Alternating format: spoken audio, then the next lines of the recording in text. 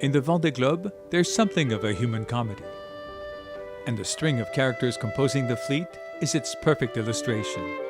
I am a wave of the sea, and the foam of the wave, and the wind of the foam, and the wings of the wind. My soul is in the salt of the sea, in the weight of the wave, in the bubbles of foam, in the ways of the wind. My gift is the depth of the sea, the strength of the wave, the lightness of foam, the speed of the wind. As two or three of the others, the Irish Enda O'Coinin is among these competitors trying to live up to the greatest challenge of their life. So is Eric Bellion, but for the Commun Solom skipper, it seems certain limits have already been reached.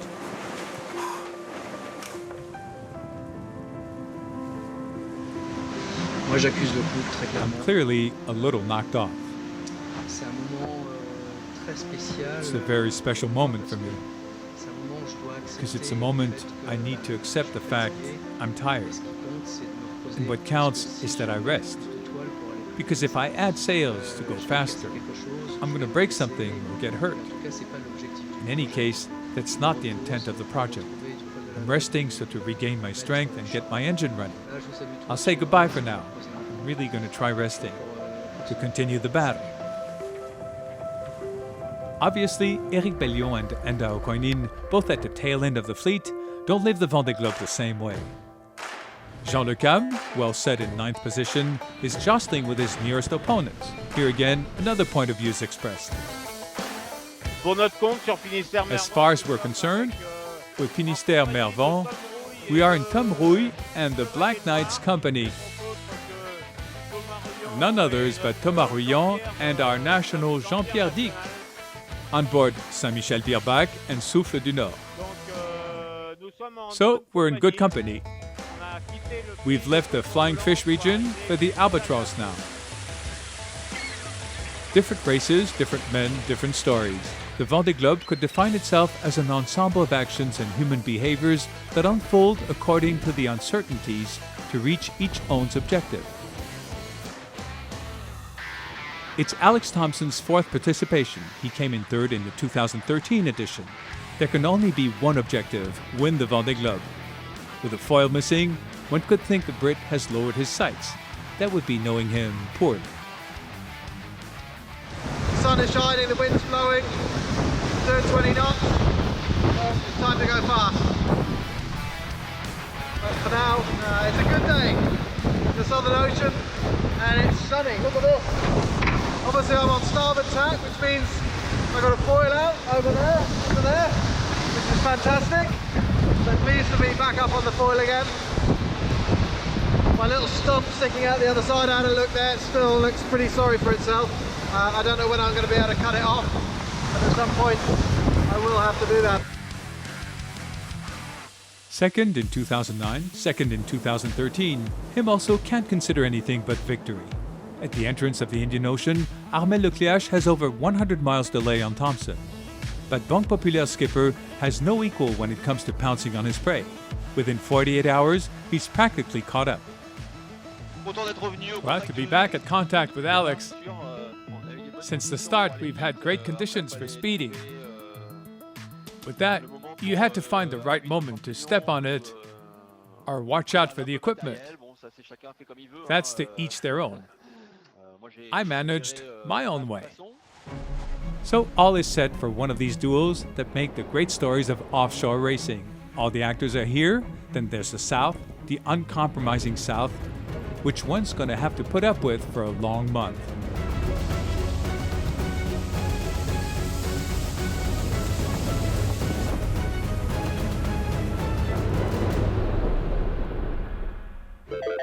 After about 3 weeks at sea, between the first and the last, the fleet is spread over more than 7,000 kilometers with weather conditions radically different.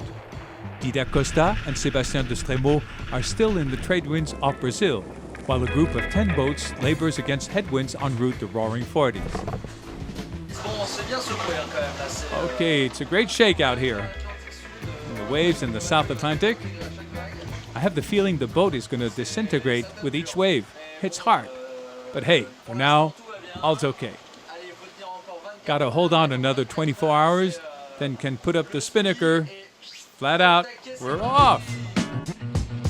More south, at the back of a depression from Argentina, heavy showering for Quito de Pavón. Thank goodness there's the bubble, I tell you. 600 miles in front of him, Thomas Rouillon isn't doing too badly either, flirting with the 450 miles mark in 24 hours and patching up with the duet, Dick Le Cap.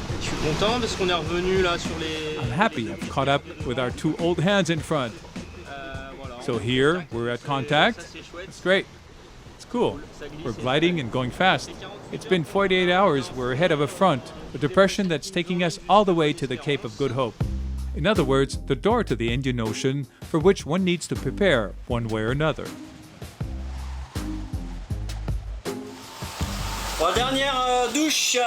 All right, last shower by 36 degrees.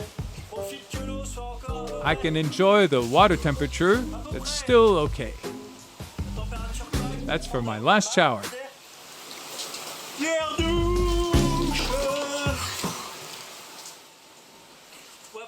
Yep, this is for sure the last. In front, in the group ahead of Yann Eliès, Paul Meillat confirms an excellent start of the race. Fourth in the ranking, he's new to these matters and just switched oceans. We crossed last night the Cape of Good Hope. And I'm lucky it's on a Sunday. So, I treated myself to a croissant this morning.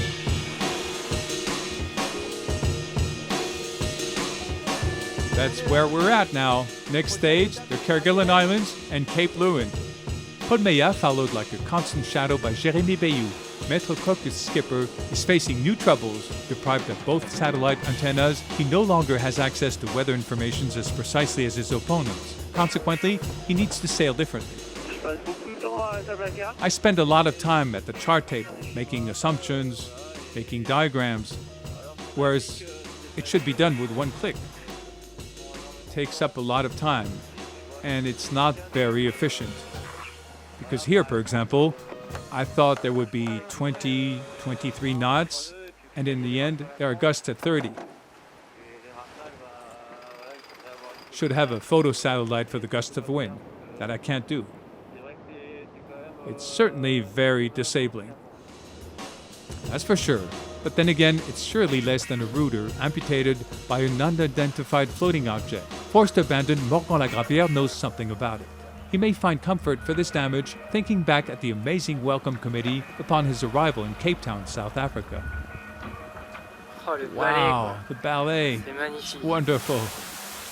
Incroyable. Incredible. We're escorted by whales. Je sais pas quoi dire. I don't know what to say. Je suis ébahi. I'm stunned. C'est incroyable. It's incredible. The amazement of a demobilized skipper versus a race's day-to-day that's gotten tougher and tougher. In other words, the Vendée Globe with all its contrasts.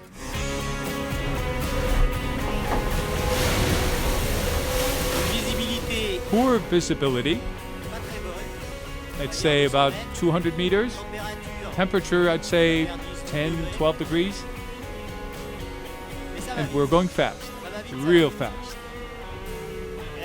With that, we got the winter clothes out. Cap, fleece jacket, and tights. So to better cope with the temperatures. What Sébastien Josse mustn't cope with easily is the delay building up with the two ahead. Upon the 23rd day of the race, the gap nears 500 miles and doesn't cease widening. Here, we're right in the middle of the Indian Ocean. We passed north of the Crozet Islands. We're heading towards the Kerguelen Islands. We should normally reach by Wednesday. For a few days now, Armel Leclerc has re-endorsed the leader's oilskin Alex Thompson was wearing since November 12th. But for Alex, the contender, hope is eternal. You can see it's already pitch black. It's a little bit stressful, so stay conservative. Try and nip at Armel's heels if I can. I'm on the port jibe, so no foil on this side. And see if I can stay in touch until we get to starboard, and then I can do something about it. The Kerguelen Islands, French southern and Antarctic territory south of the Indian Ocean. a nature reserve of 7,200 square kilometers, and since the 1950s, a logistic and scientific base. The Kerguelen Islands is stage setting for a play that will remain in our track record. On November 30th, as Armée Leclerc is about to cross the archipelago, a helicopter flies over him and offers us these unprecedented images.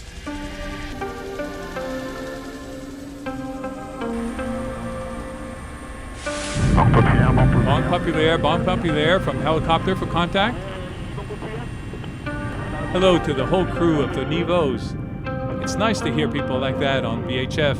And to have French comrades here, right in the middle of the Indian Ocean. Feels great.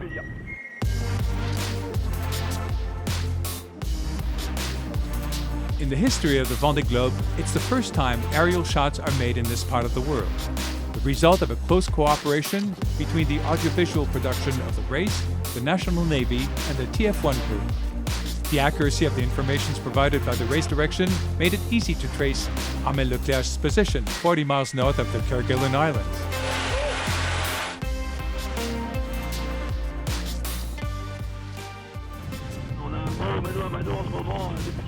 We've been having a nice mano a mano with Alex these last days. It's true, he goes very fast in spite of the damages he's had. As soon as conditions aren't ideal to use his foil, he's able to exploit his boat's potential to go faster and stay at contact. A few hours later, it was Alex Thompson's turn to be filmed. Evidently in great shape, the British chap didn't hesitate to put on a show. Helicopter, this is Chico Boss. I will come outside and say hello, Evan. So, no, I enjoy, it's good to be racing somebody like Carmel. He keeps the pace, it makes me work hard, and makes it very interesting. While the Infernal Duet is way ahead, the middle of the fleet, still on the South Atlantic side, is getting ready for virile weather conditions before entering the Indian Ocean. What Koshiro Shiraishi is undertaking is simply breathtaking. I'm preparing to climb up the mast.